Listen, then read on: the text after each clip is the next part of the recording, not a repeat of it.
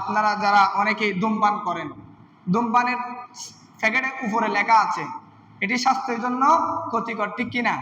এটা ক্যান্সারের এরকম লেখা থাকে কিনা? লেখা থাকে। এরপরে কিন্তু অনেকে আমরা কি করি, আমরা সেটা সেবন করি। তো অনেক সময় সেটার কারণে আমাদের শরীরের মধ্যে রোগ ব্যাধি সৃষ্টি হয়, আমাদের লাংসে, আমাদের ফুসফুসে অনেক ধরনের ক্ষতি দেখা যায়।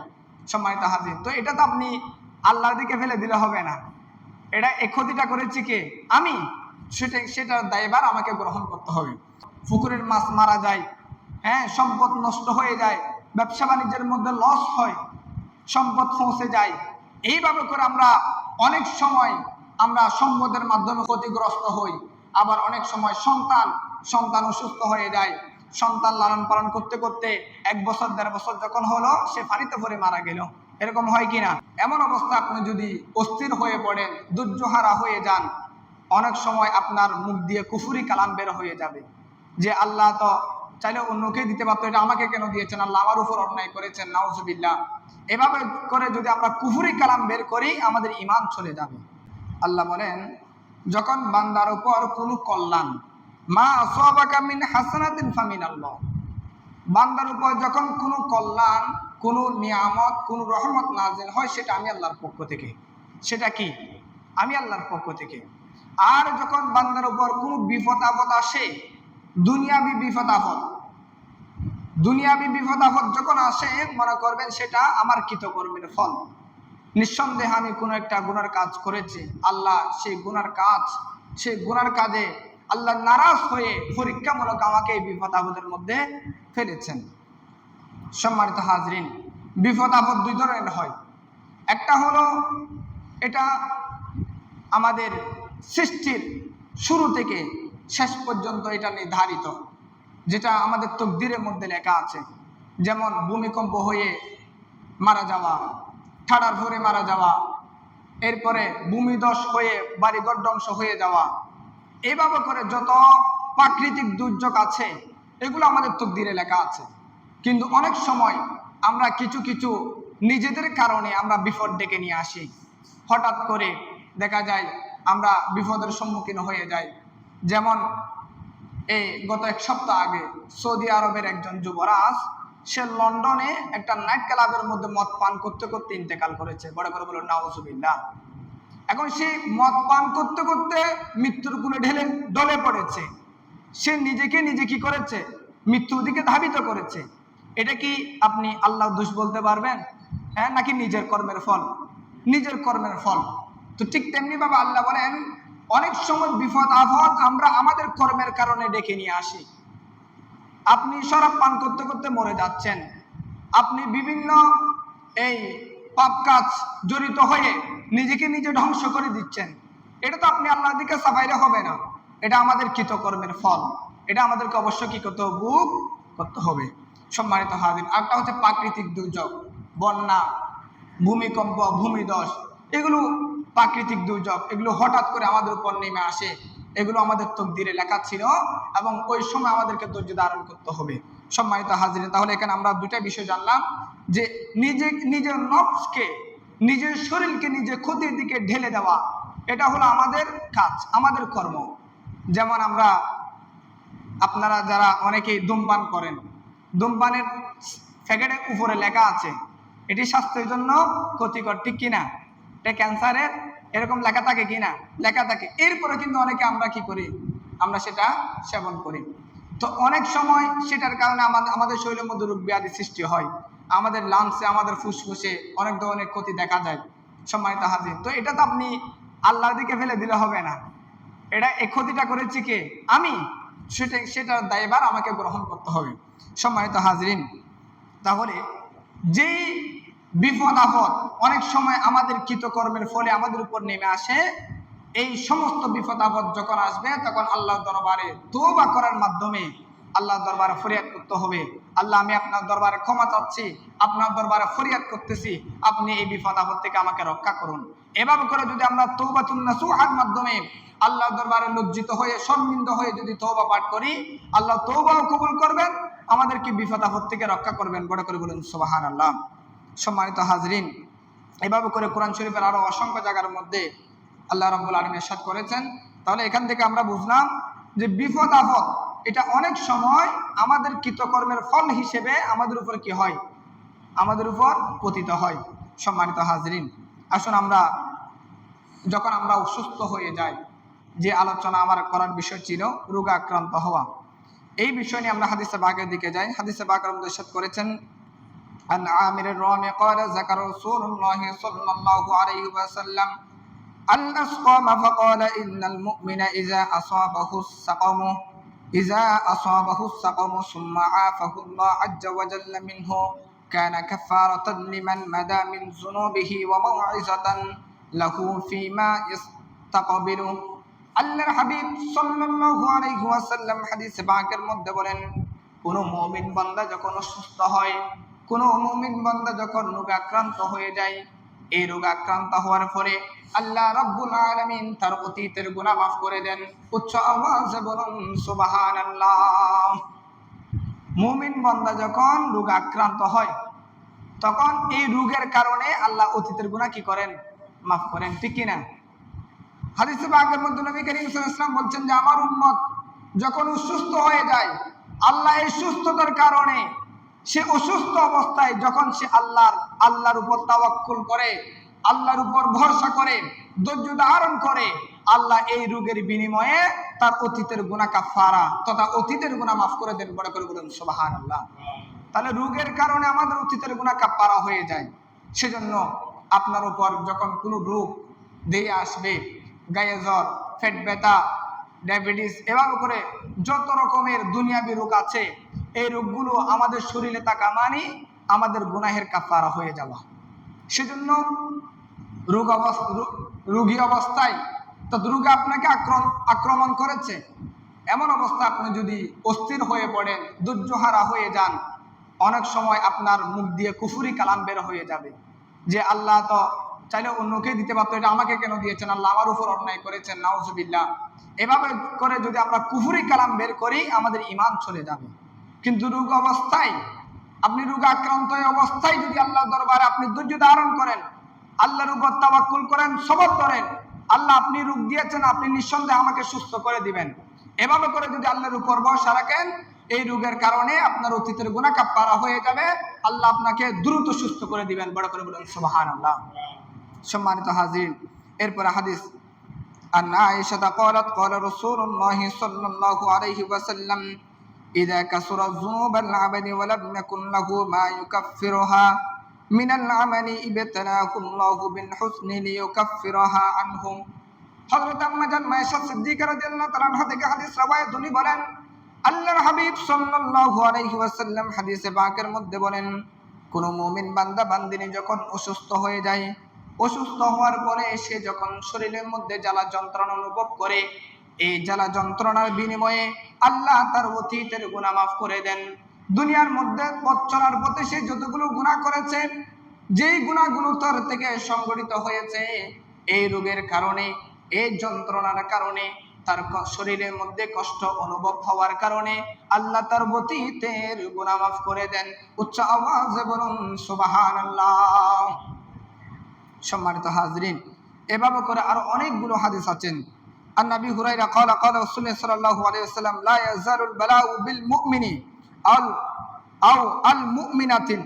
বলছেন যে কোন মুমিন বান্দা বান্দিনী যখন ফি নফসিহি, নিজেদের উপর যখন কোনো বিপদ নেমে আসে, ওয়া মালিহি, অথবা সম্পদের উপর কোনো বিপদ নেমে আসে, ওয়া ওয়ালাদিহি, অথবা সন্তান সন্ততির উপর যখন কোনো বিপদ আপদ নেমে আসে, সে যদি ওই সময়ে আল্লাহর উপর ভরসা করে, আল্লাহ এই বিপদ আপদের উসিলায় তার অতীতের গুনাহ মাফ করে দেন। বড় করে বলুন সুবহানাল্লাহ। অনেক সময় আমরা রোগে আক্রান্ত হয়ে যাই, আবার অনেক সময় দেখা যায় আমরা হই নাই, আমাদের সন্তান রোগে আক্রান্ত, আবার অনেক সময় আমাদের সম্পদ ধ্বংস হয়ে যায়। আপনি শ্বাস করেছেন, বন্যা এসে আপনার শ্বাসকে কি করে দিয়েছেন, নষ্ট করে দিয়েছেন। এরকম হয় কিনা? ধান কাটার আগে হঠাৎ করে একটা তুফান এসে আমাদের ধানগুলো নষ্ট করে দেয়, বন্যা এসে আমাদের এই চাষাবাদের ক্ষতি করে, আমাদের চাষাবাদ নষ্ট করে দেয়। এভাবে করে বিভিন্ন বিপদ আপদ আসে।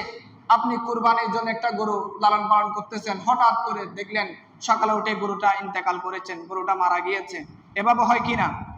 আমাদের সম্পদের উপর বিপদ আপদ আসা মানে আল্লাহ আমাদের অতীতের গুনাহ মাফ করা। বড় করে বলুন সুবহানাল্লাহ। সম্মানিত হাদিস, সেজন্য এই হাদিস থেকে এটা হলো আমাদের বর্ষা। কতগুলো হাদিস আছে যে হাদিসের মাধ্যমে মুমিন বান্দারা বর্ষা পায়। আপনার সম্পদের উপর বিপদ এসেছে, ধান কাটার আগে এমন একটা ফোকা বের হয়েছে যে ফোকা আপনার ধানকে কি করে দিয়েছে? ক্ষতি করে দিয়েছে, আপনার ফসল নষ্ট করে দিয়েছে, আপনার ধান কেটে দিয়েছে। এভাবে করে অনেক কিছু হয়। পুকুরের মাছ মারা যায়, হ্যাঁ, সম্পদ নষ্ট হয়ে যায়, ব্যবসা বাণিজ্যের মধ্যে লস হয়, সম্পদ পৌঁছে যায়। এইভাবে করে আমরা অনেক সময় আমরা সম্পদের মাধ্যমে ক্ষতিগ্রস্ত হই। আবার অনেক সময় সন্তান অসুস্থ হয়ে যায়। সন্তান লালন পালন করতে করতে 1 বছর 1.5 বছর যখন হলো, সে পানিতে পড়ে মারা গেল। এরকম হয় কিনা? 10-12 বছর অবস্থায় সে অসুস্থ হয়ে জ্বর আক্রান্ত হয়ে সে ইন্তেকাল করেছে। এভাবে সন্তান মারা যায় কিনা? মারা যায়। তাহলে সম্পদের উপর এবং সন্তানের উপর বিপদ আপদ আসা মানে এটা নিঃসন্দেহে ওই সম্পদের মালিক যিনি, ওই সন্তানের মা বাবা যিনি, আল্লাহ তাদের গুনাহগুলো মাফ করে কিয়ামতের ময়দানে এই সম্পদ এবং সন্তানকে নাজাতের উসিলা বানিয়ে তাদেরকে জান্নাতের মেহমান বানাবেন। বড় করে বলুন সুবহানাল্লাহ। সেই হাদিসে বাগের মধ্যে আছে, যাদের নিষ্পাপ সন্তান ইন্তেকাল করে, ছোট ছোট বাচ্চা ইন্তেকাল করে, যারা এখনো বালেগ হয় নাই, এরকম নবজাতক সন্তান কাল কিয়ামতের ময়দানে মা বাবার জন্য সুপারিশ করবে। কি করবে? নবজাতক সন্তান, এগুলো তো কোনো গুনাহ করে না, এরা জান্নাতি। এরা কি? জান্নাতি। কিয়ামতের ময়দানে যখন তাদেরকে জান্নাতে যাওয়ার জন্য বলা হবে, তখন তারা বলবে, আল্লাহ আমরা তো জান্নাতের মধ্যে যাব না, কারণ আমাদেরকে যারা গর্ভের মধ্যে আমাকে যে গর্ভের মধ্যে 9 মাস রাখা হয়েছিল, আমার মাকে ছাড়া তো আমি জান্নাতে যাব না। যে বাবা কষ্ট করেছে তাকে ছাড়া তো আমি জান্নাতে যাব না। তখন সে ওই নবজাতক সন্তান তার মা বাবার জন্য সুপারিশ করে। বড় করে বলুন সুবহানাল্লাহ। যেহেতু নবজাতক সন্তান কোনো গুনাহ করে নাই, তার সুপারিশ কবুল। সেই সুপারিশ করা মাত্রই আল্লাহ ওই মা বাবাকে জান্নাতে বানিয়ে দেন। সম্মানিত হাদিস, সেই জন্য বিপদ আপদ আসলে ধৈর্য ধারণ করবেন। ব্যবসায় লস, সম্পদ নষ্ট, পরিবারে অশান্তি, সব কিছুর মধ্যে আল্লাহর উপর তাওয়াক্কুল করবেন, আল্লাহর উপর ভরসা রাখবেন। নিঃসন্দেহে আল্লাহ আপনাকে উত্তম প্রতিদান দান করবেন। সম্মানিত হাজরিন, এভাবে করে অন্য হাদিসে বাকার মধ্যে নবী করিম সাল্লাল্লাহু আলাইহি ওয়াসাল্লাম ইরশাদ করেছেন, আন সুলাইমান ইবনে সুরাদিন ক্বালা রাসূলুল্লাহ সাল্লাল্লাহু আলাইহি ওয়াসাল্লাম, মান কাতালাহু বাতনুহু ফালাম ইউআযযিব ফি কবরিহি। নবী করিম সাল্লাল্লাহু আলাইহি ওয়াসাল্লাম হাদিসে বাকার মধ্যে ইরশাদ করেছেন, যে ব্যক্তি পেট ব্যথায় ইন্তেকাল করবে। কি ব্যথায়? ম্যাক্সিমাম মানুষ 2টা ব্যথা নিয়ে ইন্তেকাল করে। একটা হলো গায়ে জ্বর, একটা কি গায়ে জ্বর, আর একটা হলো পেট ব্যথা। এটা একদম আগের কাল থেকে, সে যুগ থেকে এই যুগ পর্যন্ত এই 2টা রোগে আক্রান্ত হয়ে মানুষ বেশি কি করে? ইন্তেকাল করে। ম্যাক্সিমাম ছোট ছোট বাচ্চা দেখবেন গায়ে জ্বর ইন্তেকাল করে। তো যারা এভাবে করে রোগ আক্রান্ত হয়ে, বিশেষ করে এখানে পেট ব্যথার কথা বলা হয়েছে, এভাবে করে যত রোগ আছে, গায়ে জ্বর বলেন, এই সমস্ত রোগে আক্রান্ত হয়ে যারা ইন্তেকাল করবে তারা শাহাদাতের মাকাম লাভ করবে। বড় করে বলেন সুবহানাল্লাহ। তারা শহীদি মর্যাদা পাবে এবং তাদের কবরের মধ্যে রাখার সাথে সাথে তাদের কবরের মধ্যে কোনো আযাব হবে না। তাদের কবরকে জান্নাতের সমস্ত নাজ নিয়ামত দিয়ে ভরপুর করে দেবে। বড় করে বলেন সুবহানাল্লাহ। কি বললাম? পেট ব্যথা, গায়ে জ্বর, এভাবে করে আরো অন্যান্য যে রোগগুলো আছে, এই সমস্ত রোগ আক্রান্ত হয়ে কেউ যদি ইন্তেকাল করেন, পানিতে পড়ে কেউ যদি ইন্তেকাল করেন, বিদ্যুতের তারের সাথে লেগে কেউ যদি ইন্তেকাল করেন, এভাবে করে যে হঠাৎ যে মৃত্যু, অ্যাক্সিডেন্ট হয়ে মৃত্যু, এগুলো শহীদি মর্যাদা, এগুলো শহীদি মত। এরকম মৃত্যুবরণ করার সাথে সাথে তাকে যখন কবরে রাখা হবে, তার কবরকে জান্নাতের সমস্ত নাজ নিয়ামত দিয়ে ভরপুর করে দেবে। বড় করে বলেন সুবহানাল্লাহ। সম্মানিত হাজরিন, শুধু তাই না, এরপরে নবী করিম সাল্লাল্লাহু আলাইহি ওয়াসাল্লাম হাদিসে পাকের মধ্যে ইরশাদ করেছেন, হযরতে শাদ্দাদ রাদিয়াল্লাহু তাআলা আনহু এবং হযরতে সুনাবিখি রাহমাতুল্লাহ আলাইহি, ওনার দুইজনে একবার একটি রোগীকে দেখতে গেলেন। আল্লাহর হাবিবের দুইজন সাহাবী, হযরতে আউস ইবনে শাদ্দাদ রাদিয়াল্লাহু তাআলা আনহু এবং সুনাবিখি রাহমাতুল্লাহ আলাইহি, ওনারা দুইজন এক রোগী অসুস্থ ব্যক্তিকে দেখতে গেলেন। দেখতে যাওয়ার পর তাকে জিজ্ঞেস করলেন, ফাকালা লাহু কাইফা আসবাহতা, হে অসুস্থ ব্যক্তি, আল্লাহর বান্দা, আপনি সকালটা কিভাবে অতিবাহিত করেছেন? সে কিন্তু অসুস্থ, সে চাইলে বলতে পারতেন যে আমি অসুস্থতার মধ্যে আমি সময়টা পার করেছি, আমি বড় কষ্টের মাধ্যমে সময়টা পার করেছি, বড় যন্ত্রণার মাধ্যমে সময়টা পার করেছি। কিন্তু সেভাবে বলেন নাই। সে উত্তর দিলেন ক্বালা আসবাহতু বিনিআমাতি, আমি আল্লাহর নিয়ামতের মাধ্যমে সকালটা অতিবাহিত করেছি। বড় করে বলেন সুবহানাল্লাহ। তাহলে সে কিভাবে উত্তর দিয়েছেন দেখেন। তাকে বলা হয়েছে আপনি অসুস্থ, আপনি সকালটা কিভাবে পার করেছেন? তখন সেই ব্যক্তি উত্তর দিয়েছেন আমি আল্লাহর নিয়ামতের মাধ্যমে সকালটা অতিবাহিত করেছি। তখন হযরতে শাদ্দাদ রাদিয়াল্লাহু তাআলা আনহু উনি বলছেন ক্বালা শাদ্দাদুন আবশির বিকাফারাতিস সাইয়্যাতি ওয়া হাত্তিল খাতায়া। তখন ওনাকে সুসংবাদ দিলেন, হে আল্লাহর বান্দা, আপনার জন্য সুসংবাদ, আপনি যেহেতু অসুস্থ অবস্থায় আল্লাহর উপর ভরসা করেছেন, আল্লাহর নিয়ামতের প্রশংসা করেছেন, সুতরাং আল্লাহ আপনার অতীতের গুনাহগুলো মাফ করে দিয়েছে। বড় করে বলুন সুবহানাল্লাহ। হযরত শাদ্দাদ রাদিয়াল্লাহু তাআলা বলেন আমি নিজের কানে শুনেছি আল্লাহর হাবিব বলেছেন যারা অসুস্থ অবস্থায় আল্লাহর উপর তাওয়াক্কুল করে, আল্লাহর উপর ধৈর্য ধারণ করে, মা সন্তান প্রসব করার সময় যেমনি ভাবে নিষ্পাপ সন্তান দুনিয়ার মধ্যে জন্ম দেয়, ঠিক তেমনি ভাবে যে ব্যক্তি অসুস্থ অবস্থায় আল্লাহর উপর ধৈর্য ধারণ করে, আল্লাহ তার ওই অতীতের সমস্ত গুনাহ মাফ করে তাকে নবজাতক সন্তানের মতো নিষ্পাপ বানিয়ে দেয়। বড় করে বলেন সুবহানাল্লাহ। তাহলে আমরা যখন অসুস্থ হই আমাদের কাজ হলো আল্লাহর উপর কি করা? তাওয়াক্কুল করা, আল্লাহর উপর ভরসা করা। এভাবে করে যদি আমরা অসুস্থতা অবস্থায় আল্লাহর উপর ভরসা করতে পারি, আল্লাহর উপর যদি আমরা তাওয়াক্কুল করতে পারি, আল্লাহর উপর আল্লাহ আমাকে রূপ দিয়েছেন, আল্লাহ আমাকে সেবা দান করবেন, এভাবে করে যদি আমরা আমাদের নিয়তকে পরিশুদ্ধ করতে পারি, নিঃসন্দেহে এই অসুস্থতার কারণে আমাদের অতীতের গুনাহ কাফারা হবে, আমাদের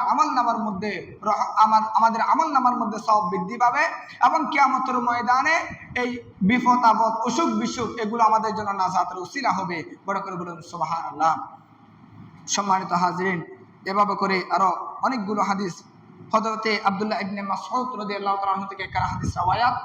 হযরত আব্দুল্লাহ ইবনে মাসউদ রাদিয়াল্লাহু তাআলা আনহু একদিন আল্লাহর হাবিব সাল্লাল্লাহু আলাইহি ওয়াসাল্লামকে দেখতে গেলেন। দেখতে যাওয়ার পর উনি আল্লাহর হাবিব সাল্লাল্লাহু আলাইহি ওয়াসাল্লামের নুরানি কপাল মুবারকে হাত দিলেন। দেখতেছেন শরীর মুবারকের মধ্যে প্রচন্ড জ্বর। তখন উনি বলছেন, হযরত আব্দুল্লাহ ইবনে মাসউদ রাদিয়াল্লাহু তাআলা বলছেন, ইয়া রাসূলুল্লাহ, আপনার শরীরে তো প্রচন্ড জ্বর, আপনি তো জ্বরে ভুগতেছেন। তখন নবী করিম সাল্লাল্লাহু আলাইহি ওয়াসাল্লাম বলছেন যে হে মাসউদ, হে আব্দুল্লাহ ইবনে মাসউদ, শুনো, আমি তোমাদের কয়েকজনের চাইতো আমার শরীরে বেশি জ্বর, তোমাদের দুইজনের রোগের চাইতো আমার শরীরে বেশি রোগ।